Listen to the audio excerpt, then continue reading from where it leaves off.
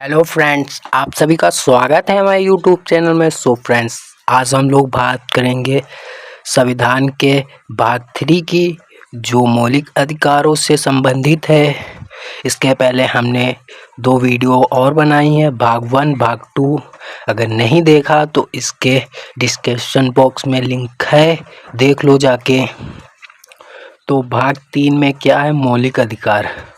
मौलिक अधिकार हमारे कितने हैं? आप लोगों को तो पता ही होगा, हमारे 6 मौलिक अधिकार हैं। पहले 7 मौलिक अधिकार थे, एक मौलिक अधिकार हटा दिया गया है, जो 44वें संशोधन से हटा दिया गया था। वो संपत्ति का अधिकार को हटा दिया गया था। तो जो हमारा अनुच्छेद 31 था, उसमें दिया गया था संपत्ति का अधिकार, तो उसे 1978 ईस्वी में हटा दिया गया था। उस समय प्रधानमंत्री थे, मोरारजी देसाई जी थे प्रधानमंत्री। उनके काल में हटाया गया था अनुच्छेद 31 संपत्ति का अधिकार। तो फ्रेंड्स, स्टार्ट करते हैं, देखते हैं। भारत के नागरिकों के मौलिक अधिकारों से जुड़े तत्व इस प्रकार हैं। पहले देख लेते हैं मौलिक अधिकार के बारे में कुछ इम्पोर्टेंट तत्व। इसे संयुक्त राज्य अमेरिका के संविधान से लिया गया है। आप लोगों को तो पता ही होगा, हमारा जो संविधान है दूसरे देशों से लिया गया है। तो मौलिक अधिकार कौन से देश से लिए गए हैं? संयुक्त राज्य अमेरिका से लिए गए हैं। बहुत इम्पोर्टेंट है, ये याद रखना। इसका वर्णन संविधान के भाग 3 में अनुच्छेद 12 से अनुच्छेद 35 तक किया गया है। मौलिक अधिकार हमारे भाग 3 में हैं, वे अनुच्छेद 12 से 35 तक। इस वक्त वर्तमान में 6 मौलिक अधिकार हैं। अभी एक एक करके पढ़ेंगे। इसमें संशोधन हो सकता है और राष्ट्रीय आपात के दौरान अनुच्छेद 352 जीवन एवं व्यक्तिगत स्वतंत्रता के अधिकार को छोड़कर अन्य मौलिक अधिकारों को स्थगित किया जा सकता है। मतलब जैसे कोई बड़ी सी आपातकाल लग सकता है, तब तुम्हारे मौलिक अधिकार को छीना जा सकता है, लेकिन कुछ समय के लिए, बाद में भी लौटा दिया जाएगा। 4वां पॉइंट क्या कहता है? मूल संविधान में 7 मौलिक अधिकार थे, लेकिन 44वें संशोधन 1978 के द्वारा संपत्ति का अधिकार अनुच्छेद 31 को मौलिक अधिकार की सूची से हटाकर इसे संविधान के अनुच्छेद 300A के अंतर्गत कानूनी अधिकार के रूप में रखा गया है। मतलब बता रहा है इसमें, मूल संविधान में 7 मौलिक अधिकार थे। जब संविधान बना था तो उसमें 7 मौलिक अधिकार थे, लेकिन कोई दिक्कत की वजह से संपत्ति का अधिकार हटा दिया गया था। दिक्कत ये थी कि उन मौलिक अधिकार का कोई उल्लंघन करता है तो आप सुप्रीम कोर्ट सीधा जा सकते हैं। तो उसमें काम था रोड का, ज़मीन की, उनकी सरकारी संपत्ति, मतलब सरकार ले सकती थी। ऐसे ही कहीं रोड, कहीं कुछ बनवाना हो तो उनका हनन होता था। इसीलिए संपत्ति का अधिकार को हटाकर उसने कानूनी अधिकार में, कानूनी तौर पे कानून अनुच्छेद में ढील दिया, कानून बना दिया है मौलिक अधिकार को। वो भी 1978 में जब संविधान संशोधन हुआ था 44वां। ये याद रखना मोस्ट इम्पोर्टेंट है। और यह हुआ किसके प्रधान में था? मतलब प्रधान कौन थे? यह संशोधन मोरारजी देसाई जी के प्रधानमंत्री काल में हुआ था। आगे देखते हैं। तो यहाँ से स्टार्ट होता है। अनुच्छेद 12 में क्या दिया गया है? राज्य की परिभाषा, मतलब मौलिक अधिकारों की परिभाषा के बारे में अनुच्छेद 12 में दिया गया। अनुच्छेद 13 में मौलिक अधिकारों का नियंत्रण करने की विधियाँ, मतलब मौलिक अधिकारों पे नियंत्रण करना। अब यहाँ से हमारा स्टार्ट होता है मौलिक अधिकार। पहला मौलिक अधिकार है समानता का अधिकार। समानता का अधिकार को अनुच्छेद 14 से 18 तक दिया गया है। तो एक एक करके देखते हैं। अनुच्छेद 14 में दिया गया है कानून के समक्ष समानता। इसका अर्थ यह है कि राज्य सभी व्यक्तियों के लिए एक समान कानून बनाएगा तथा उन पर एक समान ढंग से उन्हें लागू करेगा। इसमें बताया गया कानून जो बनेगा एक समान बनेगा, सब पे लागू होगा, चाहे राजा हो चाहे कोई व्यक्ति हो, चाहे गरीब हो चाहे अमीर हो, सब पे लागू होगा कानून। अनुच्छेद 15 में द्वारा धर्म, मूल, वंश, जाति, लिंग एवं जन्म स्थान आदि के आधार पर नागरिकों के प्रति जीवन के किसी भी क्षेत्र में भेदभाव नहीं किया जाएगा। इसमें बताया गया जैसे धर्म, जाति, लिंग, स्थान आदि के आधार पर भेदभाव नहीं करा जाएगा। अनुच्छेद 16 में लोक नियोजन के विषय में सभी को समानता। राज्य के अधीन किसी पद पर नियोजन या नियुक्ति से संबंधित विषयों में सभी नागरिकों के लिए अवसर की समानता। इसका मतलब ये है कि कोई सरकारी नौकरी मतलब कोई भी उपाधि मतलब सरकारी नौकरी हो तो हर किसी को वो लेने का अधिकार है, नियुक्ति कर सकता है, अपना अवसर नियोजन कर सकता। अपवाद इसका क्या है? अनुसूचित जाति, जनजाति एवं पिछड़ा वर्ग, इन लोगों को भी संरक्षण दिया गया इसमें संविधान में बहुत। अनुच्छेद 17 में अस्पृश्यता का अंत। अस्पृश्यता के उन्मूलन के लिए इससे दंडनीय अपराध घोषित किया गया है। ये बहुत इम्पोर्टेंट है। अस्पृश्यता का अंत हो गया था इसमें, मतलब कि जात पात का अंत हुआ था अनुच्छेद 17 में। अनुच्छेद 18 में क्या दिया गया? उपाधियों का अंत। सेना या विधा संबंधित सामान के सिवाय अन्य कोई भी उपाधि राज्य द्वारा प्रदान नहीं की जाएगी। भारत का कोई नागरिक किसी अन्य देश से बिना राष्ट्रपति की आज्ञा के कोई उपाधि स्वीकार नहीं कर सकता। मतलब आप कहीं भी रह रहे हो दूसरे देश में, भारत के नागरिक हों तो वहाँ की उपाधि नहीं ले सकते। मतलब आप जब तक राष्ट्रपति की आज्ञा से नहीं ले सकते हैं। और इसमें उपाधियों का अंत कर दिया गया था। पहले के ज़माने में बहुत उपाधि दिया करते थे, जन्म से ही उपाधि, तो इसमें उपाधियों का अंत कर दिया गया है। सिर्फ सेना विधा से संबंधित हैं बस। तो आगे देखते हैं। अब देखते हैं मौलिक अधिकार दूसरा, स्वतंत्रता का अधिकार। दूसरा हमारा मौलिक अधिकार है स्वतंत्रता का अधिकार, जिसे अनुच्छेद 19 से 22 तक है। तो एक एक करके देखते हैं स्वतंत्रता का अधिकार। अनुच्छेद 19 में क्या बताया गया है? स्वतंत्रता का उल्लेख किया गया है। मूल संविधान में 7 तरह की स्वतंत्रता का उल्लेख था, वर्तमान में सिर्फ 6 हैं। मतलब स्वतंत्रता का उल्लेख किया गया है इसमें। पहले हमारे संविधान में 7 मौलिक अधिकार थे मूल जब बना था। इस वक्त वर्तमान में 6 मौलिक अधिकार हैं। अनुच्छेद 19 के ए में क्या कहा गया है? बोलने की स्वतंत्रता, अभिव्यक्ति की स्वतंत्रता। बोलने की स्वतंत्रता, अभिव्यक्ति की स्वतंत्रता 19 के ए में दी गई है। 19 के ए में प्रेस की स्वतंत्रता भी दी गई है।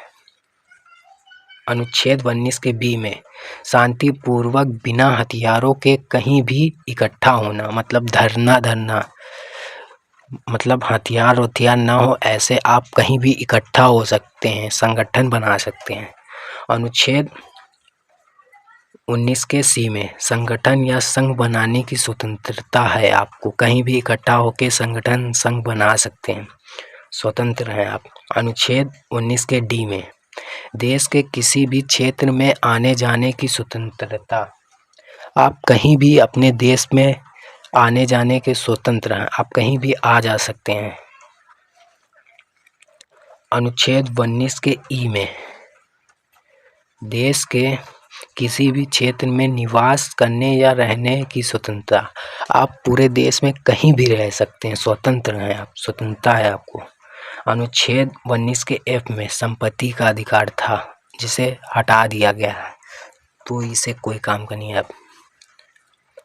अनुच्छेद 19 के जी में देश के किसी भी हिस्से में व्यापार करने की स्वतंत्रता। आप देश के किसी भी हिस्से में व्यापार कर सकते हैं। अनुच्छेद 20 अपराधों के लिए दोष सिद्धि के संबंध में संरक्षण। अपराधों के लिए। अनुच्छेद 21 प्राण एवं दैहिक स्वतंत्रता का अधिकार, जीने का अधिकार है। किसी व्यक्ति को कानून द्वारा स्थापित प्रक्रिया के अतिरिक्त उसके जीवन और व्यक्तित्व स्वतंत्रता के आधार से वंचित नहीं किया जाएगा। उसे स्वतंत्र है, जीने का अधिकार है, वो स्वतंत्र है। तो आगे देखते हैं। अनुच्छेद 22 में कुछ दशाओं में गिरफ्तारी से संरक्षण, मतलब जो गिरफ्तार होते हैं उनके बारे में कुछ दिया गया इसमें संरक्षण। अगर किसी भी व्यक्ति को मनमाने ढंग से हिरासत में ले लिया गया हो तो उसे 3 प्रकार की स्वतंत्रता प्रदान की गई है। हिरासत में लेने का कारण बताना होगा, मतलब जो हिरासत में लेगा उसे बताना होगा किस लिए हिरासत में लिया हो। 24 घंटे के अंदर आने जाने के समय को छोड़कर उसे दंडित अधिकारी के समक्ष में पेश किया जाएगा। 24 घंटे से ज़्यादा आप जेल में नहीं रख सकते किसी को। उसे अपने पसंद के वकील से सलाह लेने का अधिकार है, मतलब जो हिरासत में लिया गया उसे अपने पसंद का वकील से सलाह लेने का अधिकार है।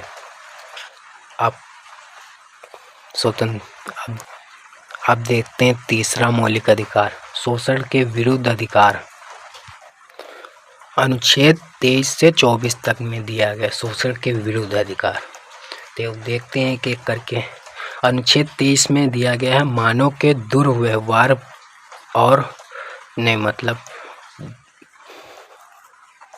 बालत्व श्रम, मतलब बालक का प्रतिषेध। इसके द्वारा किसी व्यक्ति की खरीद, बिक्री, बेगारी तथा इसी प्रकार का अन्य जबरदस्ती लिया हुआ श्रम निषिद्ध ठहराया गया है, जिसका उल्लंघन कानून के अनुसार दंडनीय अपराध है। आप किसी भी व्यक्ति को जबरदस्ती काम नहीं करा सकते। अगर कराओगे तो कानून तौर पे वो दंड तुम्हें दिया जाएगा। अनुच्छेद 24 में 14 वर्ष से कम आयु वाले किसी बच्चे को कारखानों या अन्य किसी जोखिम भरे काम पर नियुक्त नहीं किया जा सकता। अगर 14 वर्ष से कम है कोई, तो उसे कोई कारखाने में या जोखिम भरे काम में नहीं लगाया जा सकता। अगर लगाओगे तो कानूनी तौर पे वो अपराध है। अब देखते हैं 4वां मौलिक अधिकार, धार्मिक स्वतंत्रता का अधिकार। चौथा हमारा है धार्मिक स्वतंत्रता का अधिकार, जो अनुच्छेद 25 से 28 तक में दिया गया। तो देखते हैं अनुच्छेद 25 में दिया गया है कोई भी व्यक्ति किसी भी धर्म को मान सकता है और उसका प्रचार कर सकता है। मतलब आप किसी भी धर्म के हो, जब जन्मे हो उसके बाद जब आप 21 वर्ष के हो जाएं तो आप किसी भी धर्म को अपना सकते हैं। मुस्लिम, सिख, ईसाई, आप किसी भी धर्म को अपना सकते हैं और उसका प्रचार प्रसार कर सकते हैं। आप स्वतंत्र हैं। तो नेक्स्ट देखते हैं आगे। अनुच्छेद 26 में धार्मिक कार्यों के प्रबंध की स्वतंत्रता। व्यक्ति को अपने धर्म के लिए संस्थाओं की स्थापना करना, मतलब आप जिस भी धर्म के हैं आप अपने धर्म का मंदिर बना सकते हैं, कुछ भी बना सकते हैं, स्थापना कर सकते हैं। आप स्वतंत्र हैं अपने धर्म के लिए। अनुच्छेद अनुच्छेद 27 में बताया गया है, राज्य किसी भी व्यक्ति को ऐसे कर देने के लिए बाध्य नहीं कर सकता है जिसे आय किसी विशेष धर्म अथवा धार्मिक संप्रदाय की उन्नति या पोषण में व्यय करने के लिए विशेष रूप से निश्चित कर दी गई है। मतलब आपसे कोई ऐसा कर नहीं लिया जा सकता जो कोई धर्म जाति पे हो। तो फ्रेंड्स, बात कर लेते हैं अनुच्छेद 28 की, जिसमें बताया गया किसी शिक्षा संस्था में धार्मिक शिक्षा नहीं दी जाएगी। ऐसे शिक्षण से स्थान अपने विद्यार्थियों को किसी धार्मिक अनुष्ठान में भाग लेने के लिए बाध्य नहीं करेंगे। मतलब कि इसमें बताया गया कि कोई भी स्कूल में किसी भी धर्म की शिक्षा नहीं दी जाएगी। उसके लिए तुम अलग से खोल सकते हो, जैसे मदरसा खोल सकते हो, अलग से खोल सकते हो। आगे देखते हैं 5वां मौलिक अधिकार क्या है।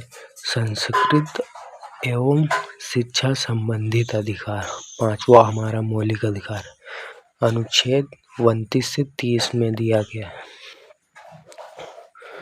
अनुच्छेद 29 में क्या कहा गया, अल्पसंख्यक वर्ग अपनी भाषा, लिपि और संस्कृति को सुरक्षित रख सकता है और केवल भाषा, जाति, धर्म और संस्कृति के आधार पर उसे किसी भी सरकारी शैक्षणिक संस्था में प्रवेश से नहीं रोका जाएगा। मतलब आप किसी भी सरकारी संस्था में जा सकते हैं, आप आज़ाद हैं, किसी भी धर्म और जाति के वजह से आपको रोका नहीं जाएगा। अनुच्छेद 30 में क्या बताया गया है, कोई भी अल्पसंख्यक वर्ग अपनी पसंद की शैक्षणिक संस्था चला सकता है और सरकार उसे अनुदान देने में किसी भी तरह का भेदभाव नहीं करेगी। मतलब आप किसी भी धर्म का स्कूल खोल सकते हैं, किसी भी धर्म की शिक्षा पढ़ा सकते हैं, कुछ भी कर सकते हैं, जैसे मदरसे। तो फ्रेंड्स, आगे देखते हैं हमारा मौलिक भाग 6 क्या है, संवैधानिक उपचारों का अधिकार अनुच्छेद 32 में। इसे भीमराव अम्बेडकर ने आत्मा कहा है। अनुच्छेद 32 में इसके तहत मौलिक अधिकारों को प्रवर्तित कराने के लिए समुचित कार्यवाहियों द्वारा उच्चतम न्यायालय में आवेदन करने का अधिकार प्रदान किया गया है। मतलब इसमें अगर तुम्हारे कोई भी मौलिक अधिकारों का कोई हनन करे तो आप सुप्रीम कोर्ट जा सकते हैं, आपको न्याय मिलेगा। आपके कोई मौलिक अधिकारों का कोई भी हनन नहीं कर सकता है। इस संदर्भ में सर्वोच्च न्यायालय को 5 तरह के रिट निकालने की शक्ति प्रदान की गई है, जो निम्न प्रकार है। सॉरी फ्रेंड्स, 3 ही लिखे हैं, 2 नहीं है। पहला क्या है, बंदी प्रत्यक्षीकरण, दूसरा परमादेश, तीसरा प्रतिषेध रेख। देखते हैं आगे अनुच्छेद 33 में क्या बताया गया, मौलिक अधिकारों को लागू करने में संसद की शक्ति के बारे में। अनुच्छेद 34 में सैन्य क्षेत्र या कानून के समय मौलिक अधिकारों पर प्रतिबंध लगाया जा सकता है। मतलब कोई भी सैन्य क्षेत्र, मतलब ज़्यादा कहीं लड़ाई हो जाए तो मौलिक अधिकारों पर रोक लगाया जा सकता है। अनुच्छेद 35। तो फ्रेंड्स, अनुच्छेद 35 में दिया गया मौलिक अधिकार लागू से संबंधित प्रावधान किया गया है। मतलब आपके मौलिक अधिकार को लागू किया गया है, लागू करने से संबंधित प्रावधान है अनुच्छेद 35 में। तो फ्रेंड्स, हमने आपको बता दिया भाग 3 पूरा डिटेल्स में। अगर आपको कुछ भी इस वीडियो से समझ में आया हो, कुछ भी सीख मिली हो तो कमेंट में करके बताना, लाइक कर देना। अगर हमारे चैनल पे नए हो तो सब्सक्राइब ज़रूर कर देना। अगर इसके पहले वाली 2 वीडियो नहीं देखी है जिसमें भाग 1 भाग 2 के में बताया है तो देख लेना। कमेंट बॉक्स में इसका लिंक दे दूंगा, डिस्क्रिप्शन बॉक्स में भी दे दूंगा। तो मिलते हैं नेक्स्ट वीडियो में, तब